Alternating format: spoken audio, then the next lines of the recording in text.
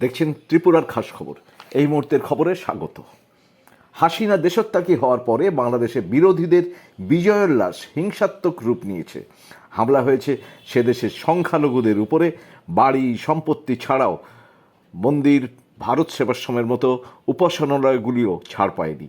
এই অবস্থায় পদ্মা পাড়ের সংখ্যালঘু এবং ভারতীয়দের সুরক্ষায় বিশেষ কমিটি গঠন করল কেন্দ্র। এই কমিটি ভারতীয় এবং হিন্দু সহ অন্য সংখ্যালঘুদের সুরক্ষা নিশ্চিত করবে। পরের খবরে আসছি। আপনিও সেলিব্রিটি হতে পারেন। ফের রাজ্যসভায় জয়া বচ্চন মেজাজ হারাতেই রাজ্যসভার চেয়ারম্যান জয়দীপ ধনকরের ভৎসনা।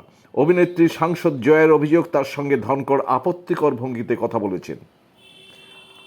আসছি নিট সংক্রান্ত খবরে। নিট ইউজি, নিট পিজি ছাড়াও উচ্চশিক্ষায় সর্বভারতীয় স্তরে নানা কেলেঙ্কারিতে এর আগে পরীক্ষা পিছিয়েছে। এবার ফের পিছিয়ে দেওয়ার যে আবেদন হয়েছিল, সুপ্রিম কোর্ট তা খারিজ করে জানিয়ে দিল 11ই আগস্টই পরীক্ষা হবে।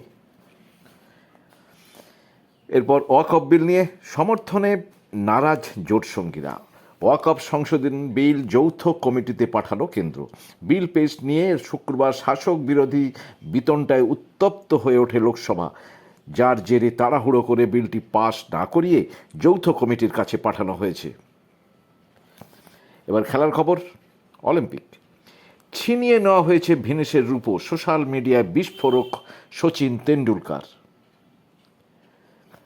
এবার অলিম্পিকে আগেই ঠিক হয়েছে, মনু ভাকের যখন ব্রোঞ্জ পদক জিতেছেন শুটিংয়ে পরপর দুটি, তারপরে ঘোষণা করা হয় যে অলিম্পিকের সমাপ্তি অনুষ্ঠানে ভারতের যে দুজন পতাকা বইবেন তার একজন হচ্ছেন মনু ভাকের।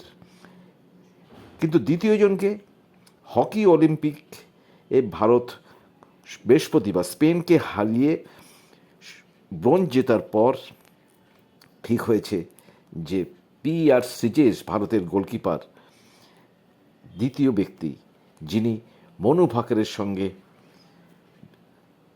অলিম্পিকের সমাপ্তি অনুষ্ঠানে অংশ নেবেন।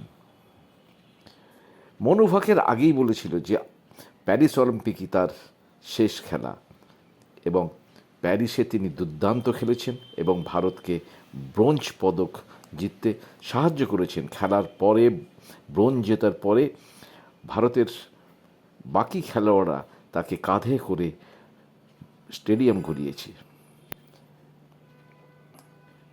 আসছি শেষ খবরে।